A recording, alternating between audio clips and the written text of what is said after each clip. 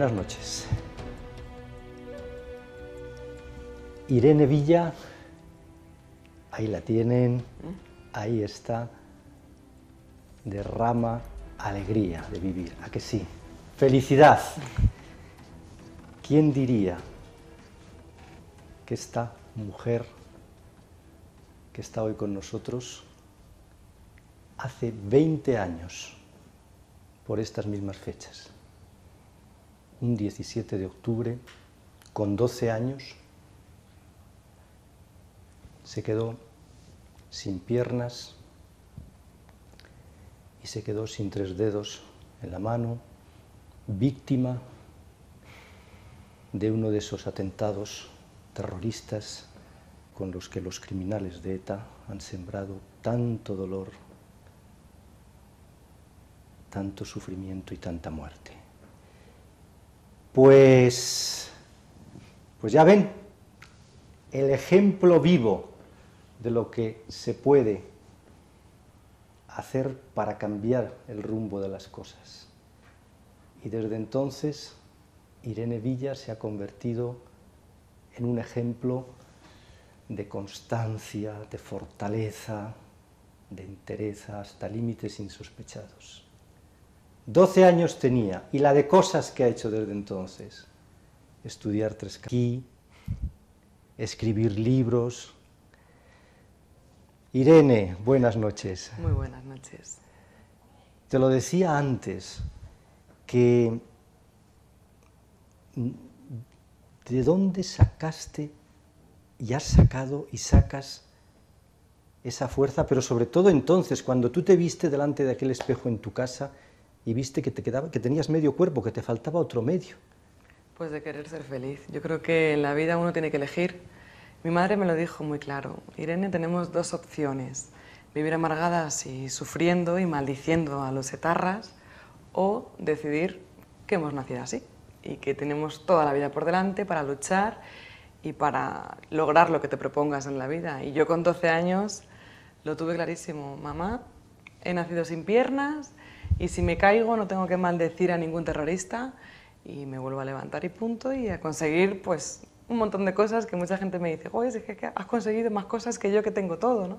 Bueno, todo es proponérselo en la vida y saber que las barreras están en nuestra mente, yo creo. Si tú no tienes barreras mentales y crees que puedes conseguir las cosas y luchas con pasión, con constancia, como tú has dicho, ¿no? Voluntad, todo se consigue. Lo acaba de recordar Irene, bueno, no exactamente ha recordado eso, pero ha citado a su madre, y yo he olvidado decir algo importante, que en ese mismo atentado, con esa bomba lapa que colocaron debajo del coche en el que viajaban, su madre perdió también una pierna y un brazo.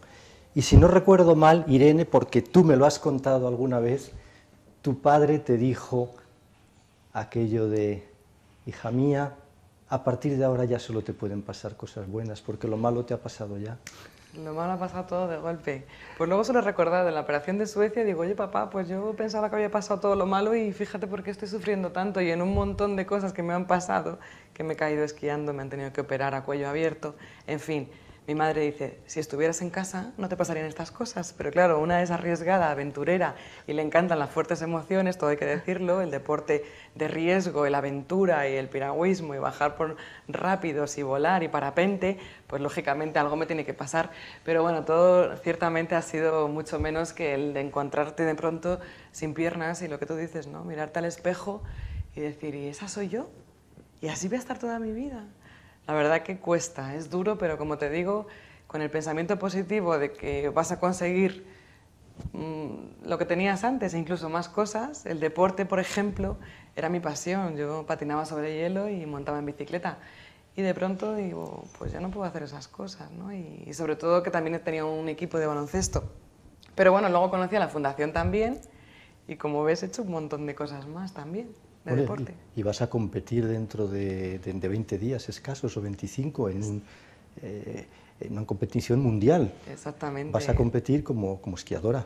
Como esquiadora. El año pasado me quedé a las puertas del podio en Europa, fui cuarta de Europa en la última prueba Y bueno, gané la Copa de España, que también para mí fue un honor. Lo que pasa es que esa noticia se eclipsó con la noticia de la boda, que a todo el mundo le interesaba que me casaba y no le interesaba mi vida deportiva. Digo, bueno, pero que he ganado la Copa de España. La verdad que para mí fue bastante increíble, ¿no? El hecho de poder lograr ganar unas carreras cuando me daba pánico esquiar. Yo a todo el mundo le digo que hay que afrontar tus miedos, enfrentarte a ellos, porque si no, nunca vas a saber lo que vales y hasta dónde puede llegar tu potencial, que todos tenemos.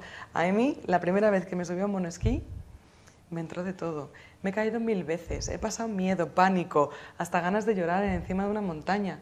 Y ahora soy campeona de España y bueno, y ahora enfrentando la temporada con unas ganas locas también de subir el nivel de esquí adaptado que tenemos en España y de poder competir aquí, fuera y incluso en unas Paralimpiadas en el 2014, quién sabe si no alguna de mi equipo va a ir a representar a España.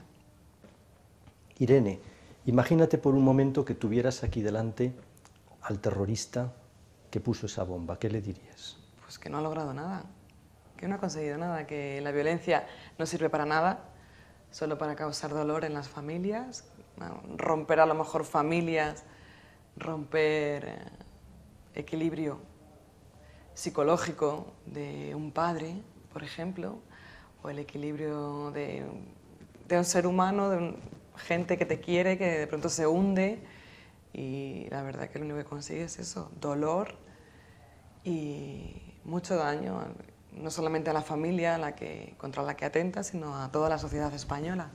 Hemos vivido ese dolor compartido porque hemos sentido siempre a la sociedad española a nuestro lado.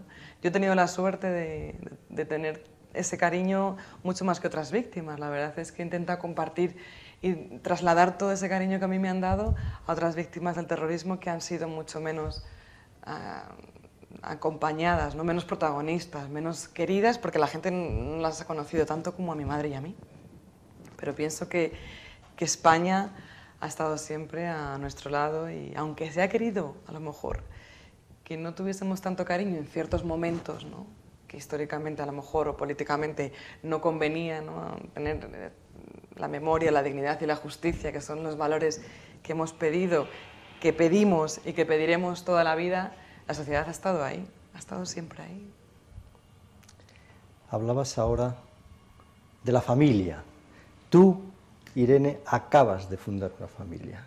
Acabo de fundar y creo que es lo más importante, la institución básica, más poderosa para darte herramientas y lo más importante en la vida.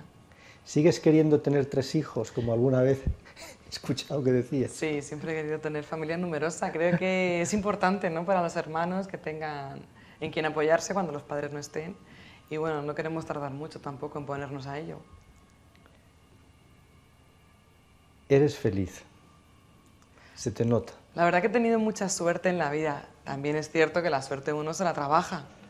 Pues he estudiado mucho, he trabajado mucho, he viajado, he ayudado, que creo que esa es la mejor forma de vivir, ayudando, queriendo a la gente. Creo que es la forma más gratificante y a la vez más positiva y es una forma, yo creo, muy fructífera de vivir, ¿no? Porque si tú ayudas, al final te estás ayudando a ti mismo. Y también el hecho de... Yo he tenido suerte por eso, porque como la gente me ha conocido y he tenido suerte de poder conocer, llegar a mucha gente, por ejemplo, a través de mis libros, a través de mis charlas, poder estar muy en contacto con la gente y luego también muy en contacto con las personas que sufren en los hospitales o víctimas de violencia o de terrorismo, porque a mí me ayudó muchísimo la gente que fue al hospital a verme. Entonces yo he seguido ese camino, igual que fueron personas amputadas al hospital a decirme, estoy como tú y mira cómo camino, pues yo también voy a los hospitales y digo lo mismo, o voy a ver a gente que está en silla de ruedas, por ejemplo, y les digo, pues que yo esquío en silla, que también se puede hacer piragüismo, que se puede volar también en parapente, que se puede hacer un montón de deportes. Yo creo que ahora mismo no hay ningún deporte que no esté adaptado. Así que la vida empieza cuando tú quieras que empiece. Cuando sucedió aquello, Irene, y llegaste al hospital, corrígeme si no fue así, pero yo creo que fue así, los médicos en el quirófano, más que los médicos, el cirujano, jefe de de aquella operación, la persona que estaba allí, dijo esta frase: no vale la pena. Te vieron tan mal, era tal la carnicería. Fue así, ¿verdad? Así fue, de hecho dijo, si salvo a esta niña, me lo va a recriminar toda su vida, el haberla salvado. Y mi padre incluso, que tenía que dar el consentimiento para que operasen y me salvasen, dijo, no hagáis nada por ella, dejadla morir. No quiero para mi hija una vida desgraciada. Él pensó que, pues que no iba a salir adelante, que no iba a ser la persona feliz que soy hoy en día. Y el día de mi boda, imagínate mi padre cómo entró emocionado y orgulloso por la iglesia San Francisco el Grande, llevándome de su brazo. Fue algo emocionantísimo, caminando, todo el mundo que estaba ahí lloró, bueno, lloramos todos. El que hoy es mi marido lloró como nunca la había visto llorar. Fue todo muy bonito y muy emocionante, sobre todo por eso, porque mi padre no pensó que yo iba a poder salir adelante, que iba a ser feliz, que iba a asumir mi vida, mi situación. Él pensó que iba a ser una desvalida o no iba a ser independiente. Y como con él hacía muchos deportes, y él sabía que yo era muy vivaracha, muy deportista, muy lagartija, porque estaba todo el día haciendo un montón de cosas con él, que si acampada, que si montañismo, senderismo, natación, bicicleta, íbamos siempre al día de la bicicleta, hacíamos muchísimas cosas, la verdad que, y claro, él pensó, pues se acabó la vida de mi hija, no quiero que sufra, que no sufra. Claro, como un padre, ahora por eso cuando me ve dice, madre mía, qué peligroso eso que tanto se habla ahora de la eutanasia, cuando a lo mejor sí que hay vida después de un bache, ¿no? Y de algo terrible o de un coma o de... Pues mira, existen los milagros y yo fui un milagro, sobre todo porque tenía toda la gente a mi alrededor y porque decidí no hundirme.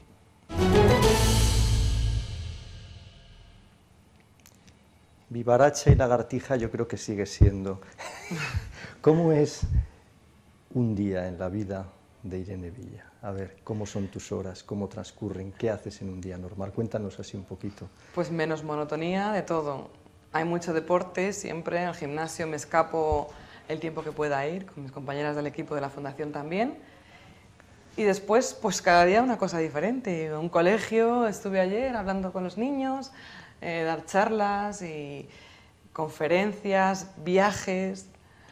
Escribo también, mucho tiempo para escribir delante del ordenador, para escribir libros o reportajes, artículos. La verdad que cada día es diferente y luego cuando empieza la temporada de nieve, pues media semana estamos en el centro de alto rendimiento en Granada y esquiando. En cuanto podemos, en cuanto hay un poco de nieve, a esquiar.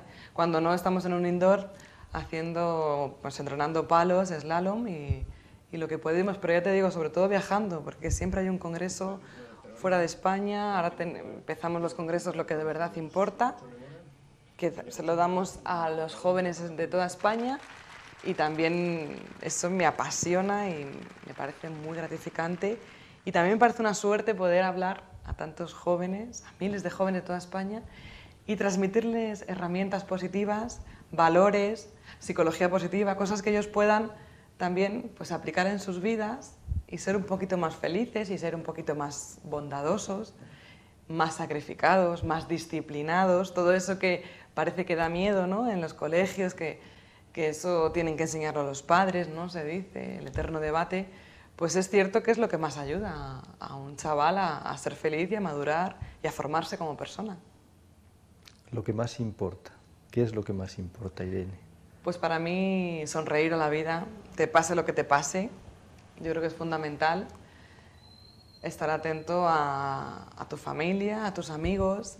Creo que tenemos que darle todavía más importancia, más cariño, más atenciones a la gente que queremos, que el tiempo vuela y cuando te quieres dar cuenta has estado en cosas que a lo mejor no son las que de verdad importan para ti. Yo creo que lo que de verdad importa es vivir como si fuese el último día de tu vida. Ahí verás cómo cambia tu vida y dices, anda, pues si hago cosas que no haría si me fuese a morir, ¿no? Mañana.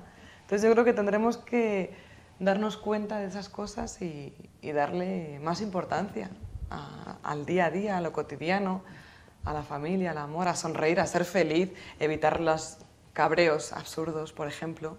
Yo eso lo he sabido siempre, antes de estudiar psicología, de haber hecho coaching, management, todo eso. Yo creo que siempre he sido una persona muy optimista, muy positiva y no he podido discutir nunca porque no me gusta discutir y no me gusta enfrentarme. Creo que es perder el tiempo y así lo he comprobado a lo largo de mi vida, ¿no? Que perder el tiempo es enfadarte, es bueno, sentir envidia, por ejemplo, es perder el tiempo y es machacarte. Ser egoísta, por ejemplo, es perder el tiempo también. Es ir contra ti, pensar mal. Claro, dicen, es que eso es muy fácil decirlo, pero bueno, pues... Piensa mal y te quedarás corto, se dice. Ah, sí, pues yo pienso que al Que final el que piensa mal es el que sufre. Yo lo que quiero ser es estar a gusto conmigo y con la gente. Entonces, ¿qué hago? Pienso bien. ¿Que te engañan? Allá ellos. En algún momento le pediste cuentas a Dios por lo que te había pasado, y dijiste, ¿cómo me has hecho esto? O te rebelaste, y sentiste como que... Mi relación con la espiritualidad ha sufrido de verdad altibajos, sobre todo cuando pasó el atentado. Yo iba a un colegio de monjas y yo rezaba todos los días y daba gracias, cosa que una niña de 12 años no suele hacer, por tener a mi madre bien, porque justo había habido un accidente en el colegio, una niña se había roto una pierna, su madre también. Bueno, yo rezaba por cosas que a priori nunca se rezan. Y justo nos pasa a mi madre y a mí, digo, bueno, Dios, justo que te pido por mi madre, porque estábamos muy unidas desde siempre, ¿no?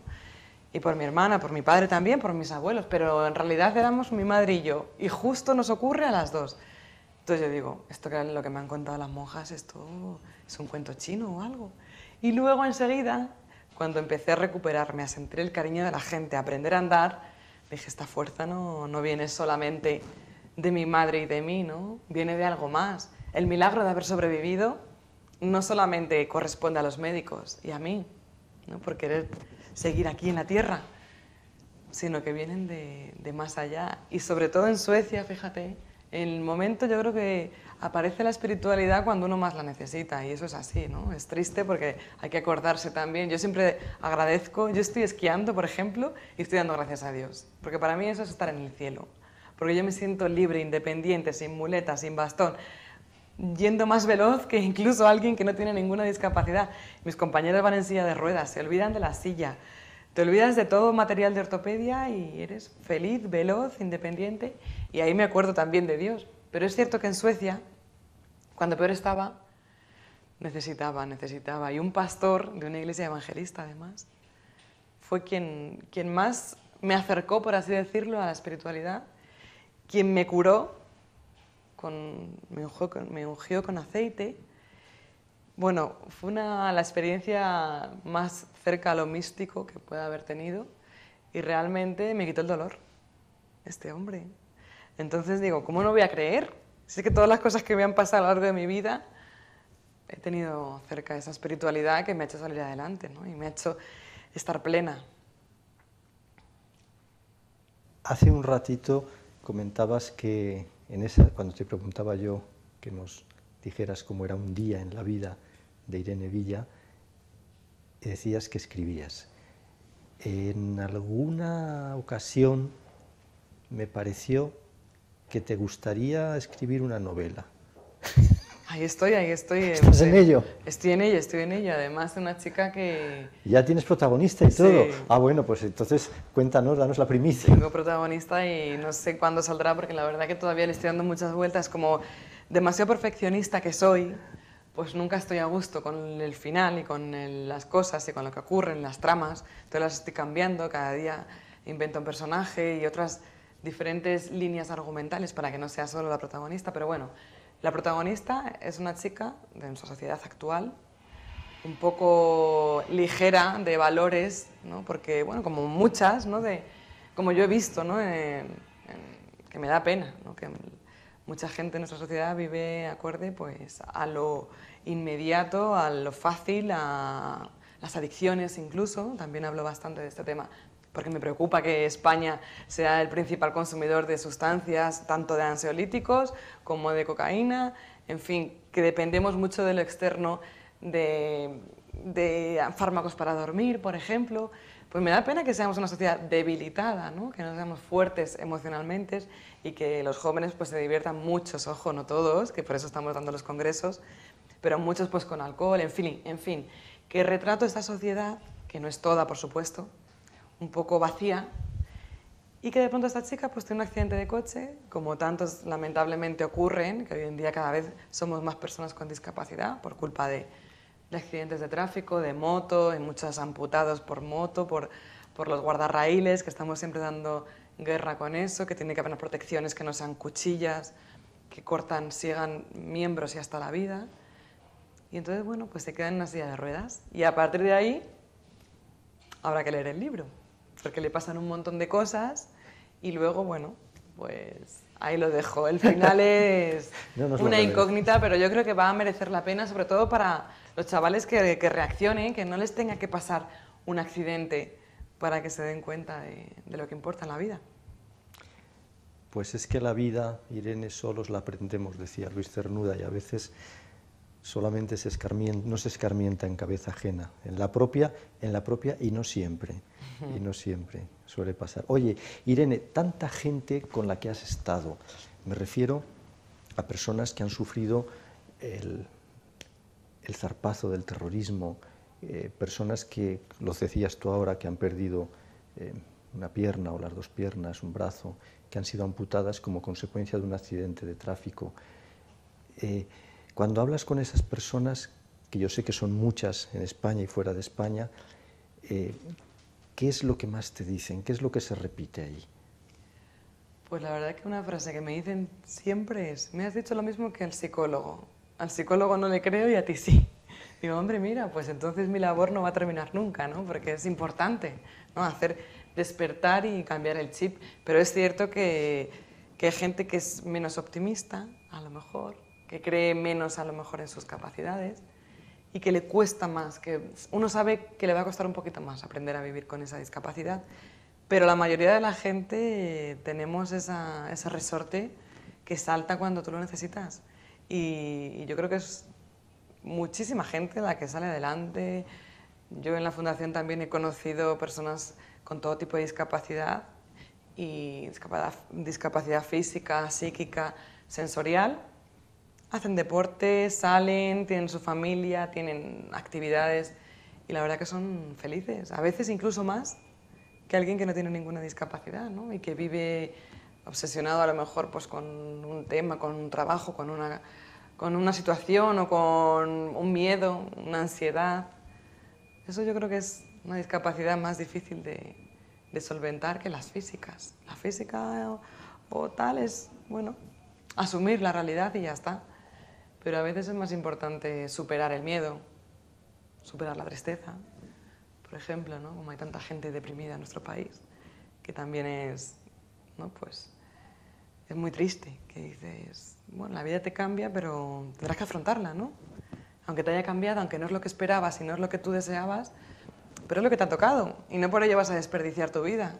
Te vas a quedar encerrada en casa a base de ansiolíticos, ¿no? Y medicamentos. Yo creo que hay que ser valiente y hay que salir a la calle y la vida es mucho más bonita de lo que uno cree.